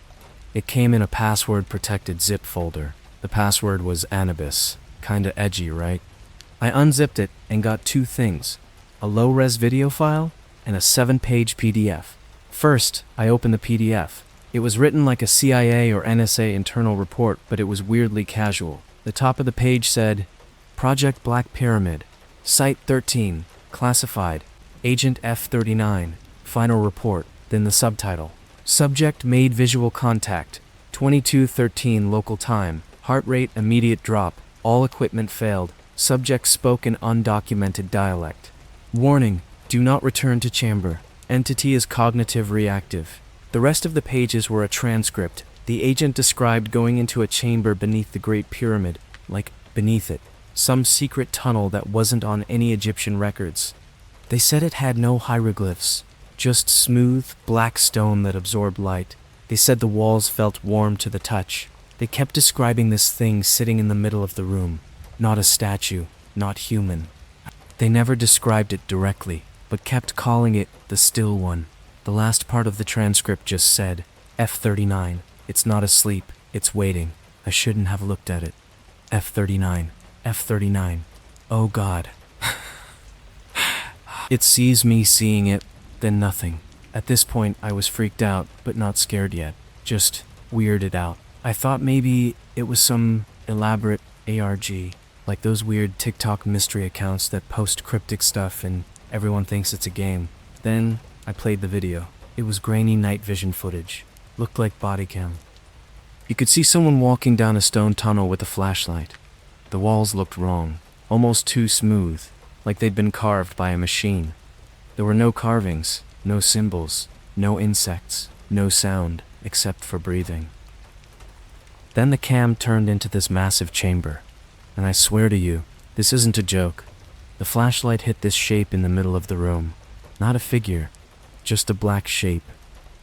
It wasn't moving, but it wasn't still either. The pixels around it flickered, like it was warping the light. Then the breathing got really fast. The cam operator whispered, "I see it." The audio cut, the video glitched and went completely silent, but the time code was still running. At 22:13, the screen flashed white, just for a second, and in that one frame, I saw something.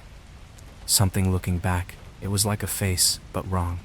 It had no mouth, no eyes, just a suggestion of a face.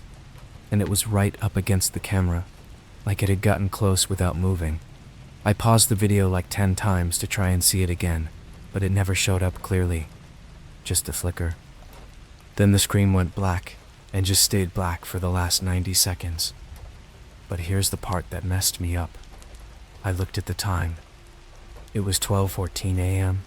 I didn't even realize I had watched it after midnight. I laughed it off at first. I was like, oh great, now I'm gonna die because I watched a haunted dark web video. It felt like one of those cheesy YouTube horror story animations. But then, weird stuff started happening. My Alexa randomly turned on at 3:13 a.m. that night, just started playing static, not music, static. The next morning, I opened my TikTok app and saw a draft I didn't remember making. It was just black screen. Caption said, "It saw me see it." I didn't write that. Anyway, I know this sounds like a dumb internet horror story, I get it, but that was just the start. What happened next? What happened in my apartment? What I found on my phone a few nights later? That's when I realized, this thing, this still one, it's not just in Egypt. It's everywhere, and it knows who looks. When I woke up the next morning, I didn't remember falling asleep. I was still at my desk. The video file was gone. The PDF too. I checked my recycle bin, my downloads folder, nothing. Completely wiped. And my screen was stuck on this one blank no-paid file. Just plain white text on black background.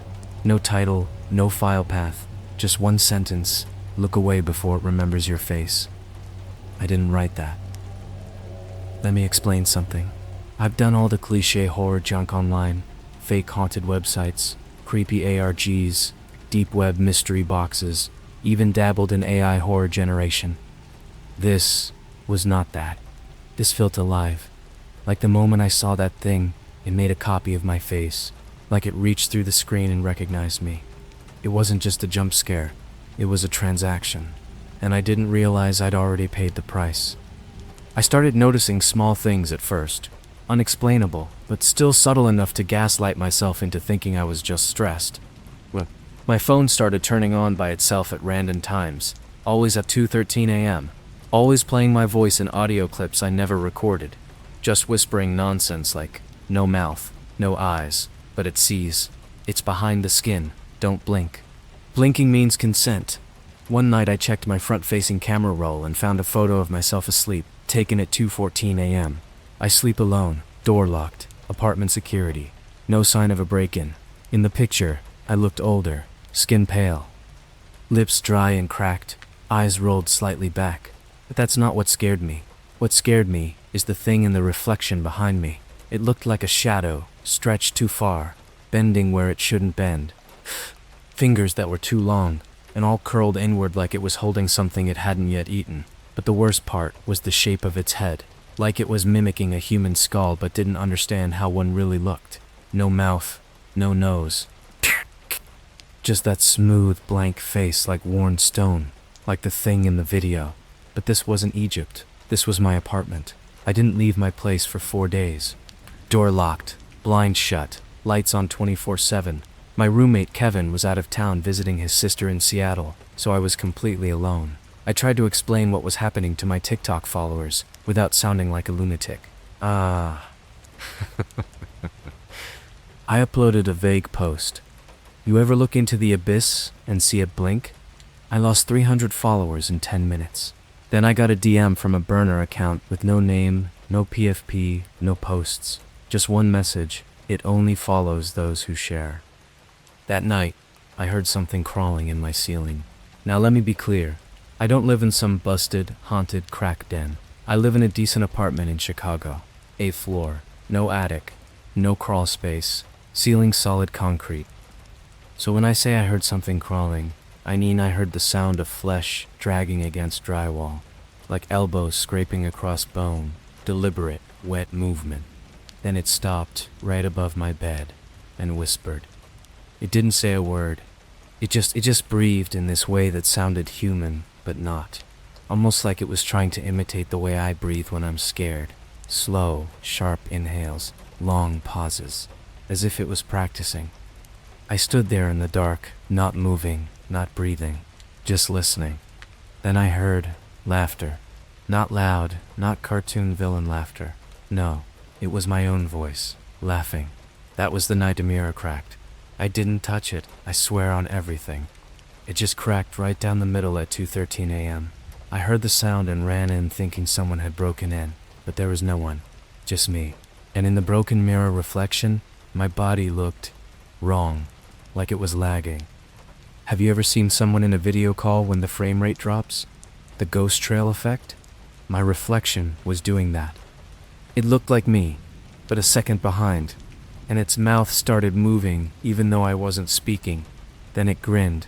I grabbed my hoodie, my hard drive, and ran out of that place without even putting shoes on. I crashed at my friend Adam's house. He didn't ask questions, just saw my face and knew something was deeply wrong. I told him bits and pieces, left out the scarier parts. He let me stay in his basement room and offered to check out the files himself. He was gone maybe 15 minutes before I heard him screaming upstairs. I ran up and found him in the kitchen, holding a butcher knife in one hand and just sobbing, like full-on panic tears, knife shaking. He dropped it when he saw me. "Bro," he said, "something's in my fucking eyes." I didn't understand, but he kept scratching at his face, saying it was behind his eyes, like something was watching him from inside. He kept saying he saw that same face, no features, no mouth, just watching. He couldn't stop crying. When I took him to the ER, he wouldn't speak to anyone, just kept whispering "don't make eye contact" over and over. He's been in psychiatric hold ever since. 3 weeks now. And guess what? He didn't even open the file. Just hovered over it. Here's the part where it gets worse. I took the hard drive to a data recovery guy I trust in Logan Square. He deals with corrupted or encrypted stuff all the time. Kind of a paranoid genius. Name's Victor. Russian dude. Smokes too much, sees too much. I gave him the hard drive and told him not to look at anything. Just see if he could figure out what wiped the files. 2 days later, I got a voicemail from a different number. It was Victor's voice, but it sounded like he was in a tunnel. You could hear echoes, like footsteps in a chamber. He said, "The file's not gone. It's hiding. That chamber, it's not in Egypt anymore. It's here, under something. Under the city. It moves. It wants people to see it." Then the message cut out. I went to his shop the next morning. The windows were blacked out with duct tape. The open sign was still glowing red. I knocked. No answer. I pushed the door open and the smell hit me first, like iron and mold. The kind of smell that clings to your teeth. The entire place was wrecked. Equipment smashed. Hard drives yanked from cases. Burn marks on the wall in the shape of a circle. Perfectly symmetrical, like a seal. At the center, in red paint, no mouth. Still hungry, I haven't heard from Victor since. Police want to investigate. They say he's gone off-grid. That was 2 weeks ago. I haven't slept more than 2 hours at a time since. When I dream, it's always the same. It's hard to think. I'm standing in a black chamber. Not just dark, lightless. And there's this hum, low frequency, almost like whale sonar. It shakes my bums, and I can feel something there with me. Something tall, still, watching. Its skin is stone, its face is void. And I wake up with blood running from my eyes. I know how this sounds. But I swear on everything I love, that file did something to me. Whatever that agent saw inside the pyramid, it wasn't human. It wasn't dead. It was waiting for the right eyes. And now that it's seen mine, it knows me. It left Egypt. I don't know how. I don't even think it moves physically. I think it moves through perception. If you see it, it sees you. Like an idea with teeth. We checked security footage from my building last night, just to see if I could catch a glimpse of whatever was crawling in my ceiling. At 2:13 a.m., the hallway camera showed my door creak open on its own. No one walked in. Then my lights cut out, and for exactly 7 seconds, the feed went black. When it returned, the camera was facing the wrong direction, facing my door, like someone or something had turned it to watch. And now I can't stop hearing the phrase, no mouth, no eyes, still watching. But if I'm not, don't look for it, because if you see it, if it sees you, you're already part of it. There's something crawling inside me. I don't know how to describe it except to say, it doesn't feel like I'm alone in my own body anymore. My reflection moves first now. I don't recognize the sound of my own voice when I speak. I feel like I'm watching someone else wear me like a hoodie. And the worst part is, I think that's the point. I wasn't haunted. I wasn't cursed. I was claimed. Let me tell you how I found that out. It started with the smell. I woke up on the floor of my bathroom. Nose bleeding, mouth dry, skin freezing even though I'd cranked the heat up to 85 the night before. But the air smelled like meat. Rotten, wet meat. Like raw hamburger left in the sun. The kind of smell you taste in the back of your throat. I stumbled out, still groggy, head pounding. I checked my phone, 2:14 a.m. Of course, but this time, the front camera was already on, and it was recording. When I stopped it, the video saved to a folder I didn't make, called Reconstruction Law. The video showed me sitting on the edge of the tub, shirtless, staring into the camera. Unmoving, not blinking. And then, like something out of a found footage film, my jaw unhinged. I didn't scream. I didn't say anything. Something just crawled out of my mouth. Not a creature, a shape, black, angular, thin as wire, but moved like smoke underwater. It slipped upward into the air, hovered in front of me. And then, it entered the camera, like it knew it was being watched. Like it wanted to travel through the lens into whoever might be watching next. I watched that entire video once, and once only, and then I smashed my phone into pieces with a hammer. Didn't matter. The file was already saved to my Google account. I went to Starbucks the next morning, trying to be around people. I hadn't left the apartment in over a week. I figured maybe the sunlight would help but maybe the noise, the hum of life, would drown it out. I stood in line behind this couple, young, probably college students, laughing about some TikTok trend. And I remember thinking, how are you laughing? Can't you feel it? 'Cause it was right there, behind the counter. Not a person, not a shadow. Just a gap in the air, like a hole in reality, standing where a human should be. The barista moved around it, like she couldn't see it. No one noticed. But I did. And it was facing me. It didn't have a face, it didn't need one. It was face. A thing so old, so completely unnatural, that your brain fills in the blanks just to keep you from shutting down. It was like my brain was lying to me, trying to explain it away. It's just a coat rack. It's just a reflection. It's just a trick of the light. But it wasn't. It was the still one. It had followed me here. And I swear on every beat of my heart, I saw it wearing my face. For a second, a flicker. Me standing behind the counter, smiling with that skin-too-tight expression, like someone trying to remember how to be a person. And when I blinked, it was gone. I ran, didn't get my coffee, didn't look back. I just ran down the street, past Wrigley, past the Walgreens, down Belmont until I collapsed in the alley behind the 7-Eleven. That's when I found the body.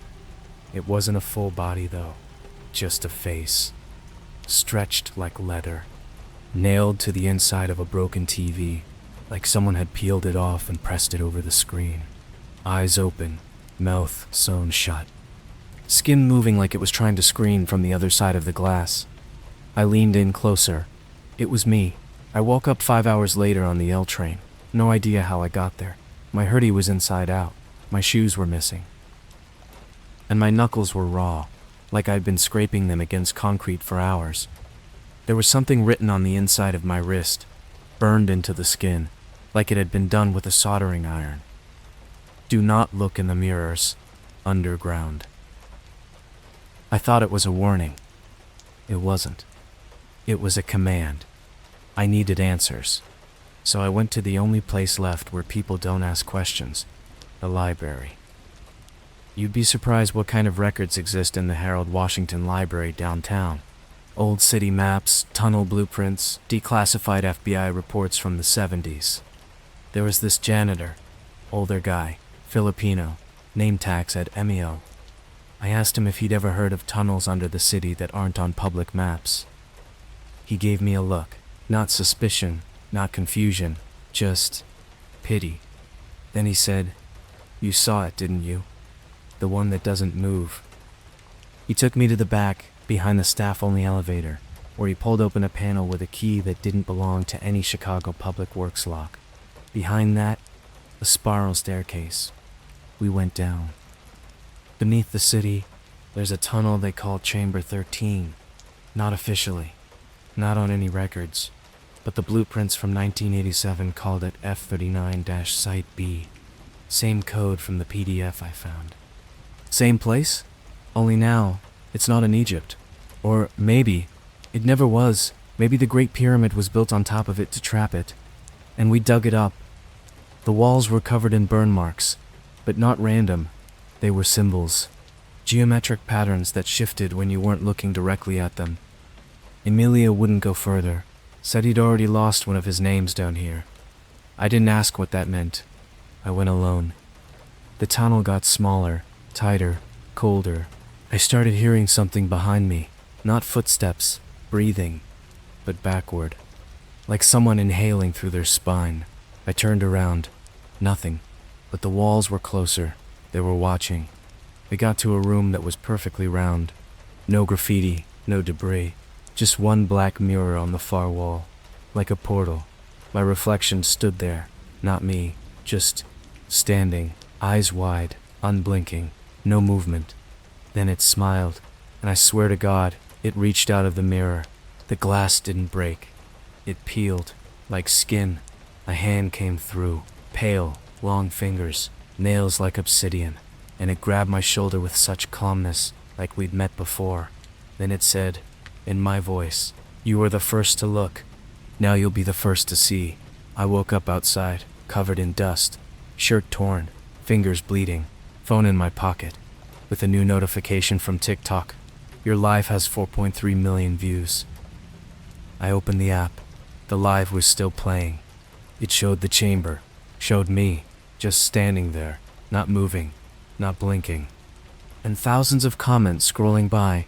"This is sick, how'd you do that? Bro's not even breathing, LMAO. Where is this filter? Wait, it blinked. Yo, why does it look like it's in my room now? Yo, what TF? I swear it just looked at me, IRL." The stream ended with the camera glitching, and one last frame. Not me, not the chamber, just a close-up of a face. No eyes, no mouth, just stone and hunger. If you're reading this, it means it's still using my account, still wearing me, still spreading. Do not watch the live. Do not search for reconstruction in 2. And whatever you do, never look into a mirror at 2:13 a.m. because what's looking back might not let you leave, but you won't be the same by then. None of us will. It's not just watching anymore. It's speaking. And worse, people are answering. A week ago, I watched a girl on TikTok slit her own lips open with a safety pin on livestream. No explanation, no warning, just stared at the camera with these wide, dead eyes and said, "Now it can speak through me." Then she smiled, like she'd finally understood something that none of us ever could. I watched her mouth stretch too wide, like her skin had forgotten its limits. I heard a voice come out of her throat that wasn't hers. It didn't even sound human. It was deep and hollow and echoed like it was coming from inside a cavern, not a body. She repeated the same phrase 5 times. It was buried before time had a name. Now names are how it feeds. Then she gouged out her own eyes with her thumbs. Livestream never cut. TikTok never took it down. Comments were disabled. I tried to screen record it, and my phone screen shattered in my hands. Not figuratively, physically. Something's wrong with the world now. It's like we accidentally unlocked something that was never supposed to be named. That file I bought, the one with the MP4 and PDF, wasn't just information. It was a seed, a gateway. Not digital, psychological. That entity beneath the pyramid, it doesn't need a body. It uses ours. I've been tracking events, trying to make sense of the patterns. And there are patterns. I'm not crazy. Every person that's gone missing in the last month, every unsolved disappearance where the cops found nothing. I cross-referenced names. They all watched my live stream. I got a call from an unknown number at 2:13 a.m. 2 nights ago. It wasn't my ringtone. It was a loop of my own voice, playing backward. I answered. Dead silence. Then, faint breathing. Like someone on the other end was leaning close to the mic but didn't want to speak. Then, a wet click, like a mouth learning how to move. Then a voice. Not loud, not urgent, just patient. You left the door open. It's been inside for days. You are flesh. It is concept. But now, it wears both. I screamed. I screamed so loud my neighbor banged on the wall. I checked every lock, every vent, every mirror in the apartment. Too late. The mirrors don't reflect me anymore. Not like they should. I see versions, variations of me. Some are smiling, some are crying. One is always just standing there, head tilted, like it's waiting for me to move first. One night, I caught a glimpse of myself in the bathroom mirror and saw something written on the fogged glass behind me. The bathroom wasn't foggy. I haven't taken a shower. It said, "Do not answer when you knock." When I knock, I didn't get it. Not until that night, 3:14 a.m. There was a knock on my front door. I thought it was the cops, or maybe a neighbor. I checked the peephole. Nobody. I turned to go back inside. Another knock. This time, from inside my bedroom. I ran in. Empty. Then knock, from inside the bathroom. I stood frozen, my skin crawling with this electric buzz, like my bones were vibrating. I stepped inside the bathroom slowly. Knock, knock, knock. Inside my mirror, I turned on the light. My reflection was already there, smiling. Then it blinked. I didn't. I don't remember the next 6 hours. All I know is when I came back to awareness, I was in a Motel 6 in Ohio. My hands were covered in dirt and blood. Under my nails, black sand. My shoes were missing again. There was something etched into the motel mirror, backward, written in what looked like toothpaste mixed with ash. It said, "You opened it.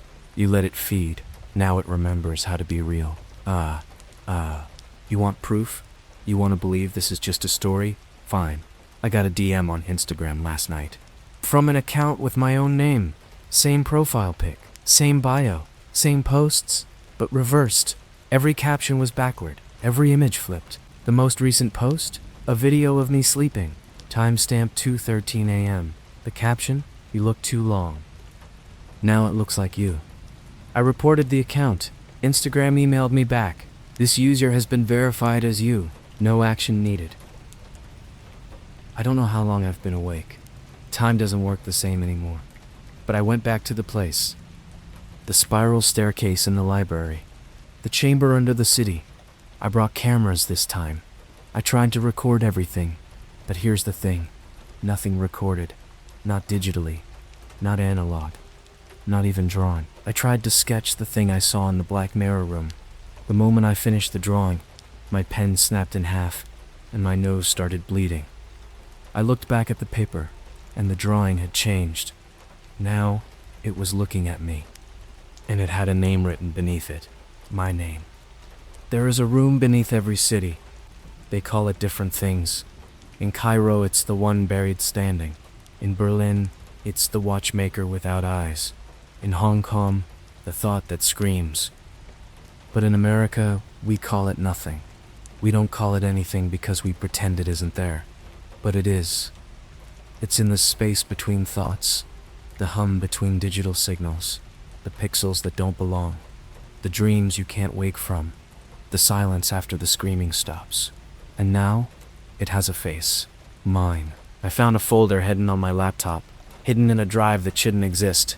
It's labeled users echoes /skin_temp/inside. Inside, hundreds of videos, each one titled with a location, each one 2 minutes and 13 seconds long. Each one ends with the camera turning around slowly to reveal you, your face, your exact face. Then static, then breathing, then it cuts to black. This thing, it doesn't kill you, it becomes you. Last night, I got a text from my mom. She said, "You stopped by the house. Why didn't you say anything? You just stood outside smiling. What's wrong with your skin?" I haven't been home in 6 months. There's a final part, a room I haven't entered yet. A room that only appears after 2:13 a.m., when you've looked into every mirror you own. It only opens when it knows your name. And I think tonight, I'm going in. Because whatever this thing is, this still one, this shadow that watches, this face with no mouth, it's not done. And neither am I. After that, either I walk out or something else walks in. If you're reading this, then the final part uploaded. That means the file finished syncing. That means it knows you now too. I entered the room last night, the one behind the mirrors, the one that doesn't exist on blueprints or in the air or in time, only in awareness. I waited until 2:13 a.m. exactly, in complete silence, in total darkness, with every mirror in my apartment uncovered, facing each other. The moment passed like a whisper through my bones, and then the hallway appeared, not like something built, more like a cavity in the apartment, like the walls remembered being deeper than they were, a passageway of pulsing, textured black. It wasn't drywall, it wasn't stone, it wasn't any substance that should exist. It felt moist, alive, like stepping into the lungs of something sleeping. And the floor wasn't solid, it was soft and warm, like walking across the roof of someone's mouth. It pulsed beneath me, not in rhythm with my heartbeat, but with something else's. The hallway didn't end, not in the normal way. It collapsed inward. Every step made it stretch further. Every breath grew the space. And at the center of it, floating above a jagged black altar made of mirrors faced inward, was my body. Not a clone, not a projection, my actual body. I was watching myself from outside myself, mouth sealed shut, eyes open, hands clasped as if in prayer. But I wasn't praying. I was listening.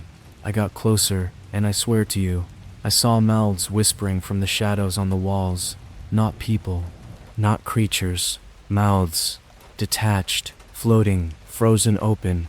They weren't speaking in the human sense. There were no words. They spoke in names, real names, true names. The kind you don't say out loud because your bones will shiver like someone's walking across your grave. Because someone is. Because once you hear your real name, you long to something else. And I heard mine. You ever heard your name spoken by something older than the sun? Something that's watched humans crawl out of the sea and build towers to scrape the stars just so they could feel taller than their own deaths? And then, you ever heard your name spoken in a voice that doesn't come from a throat, but from every wall, every atom, every space between sound? I did, and it broke something inside me that will never heal. The body on the altar turned its head. And I realized, it wasn't just my body. It had stolen pieces from everyone who had looked into the black mirrors, who had watched the stream, opened the file, spoken the words, blinked at the wrong time. It was a composite, built from millions of stolen parts. Fingernails from a missing barista in Michigan. A jawline I recognized from the reflection in the 7-Eleven window. Skin tone that flickered, like light moving across different faces. And it smiled at me. Not with teeth, with skin. The lips stretched, peeled upward like pages of paper, revealing not a mouth but a mirror, a reflective void that bent the air around it. A negative mouth. A mouth that consumed silence, and I looked into it, because I couldn't not. I woke up on a cold metal table, somewhere far below Chicago, deeper than the city ever dug, beneath the subway, beneath the old coal lines, beneath the bones of people who died forgotten. And the walls were not brick, not stone, not even flesh. They were made of mirrors, but not reflections. Recordings. Each one looping a different moment of my life, but not the ones I remember. They were moments of others watching me, moments that should have been private. Childhood showers, middle school bathroom stalls, sleeping in the backseat of my mom's car, that time I cried myself to sleep after my dad died. Moments I never thought anyone saw, but it did. It stored them, labeled them, indexed them, and in every one, something was there, in the background. Closer each time, a shadow with no face, no limbs, just an impression, a dent in the space behind me, like it had always been there, waiting for me to remember. There was a desk in the center of the room, an old, rotting wooden desk, out of place like something dragged from a farmhouse and dropped into a crypt. On the desk was a file folder, no labels, no symbols, just a single word, contained. Inside were photos, printed on waxy, wet paper that bled black ink when I touched it. Photos of me, but not ones I ever took. Photos of me walking into Starbucks. Photos of me sleeping. Photos of me in the black chamber. Photos taken from behind my eyes. And the final image, a picture of you. Reading this, you think this is a story? It's a ritual. Every word written, every word read. Another stitch in the skin, another eye opened, another mouth shaped from your breath. You let it in. It doesn't need temples. It doesn't need blood. It only needs awareness. You read this far? That's the price. It knows your name now. The real one. The one beneath your skin. Check your mirror tonight. Check your live stream history. You think you didn't click it? It clicked you. And when you sleep, you won't dream. You'll witness. Because it's your turn to look. This was never my story. This was always yours. I just opened the file. You finished it. End of file B-F39-EYE contact. Complete upload successful. The still one remembers. The face returns. Now you are the door.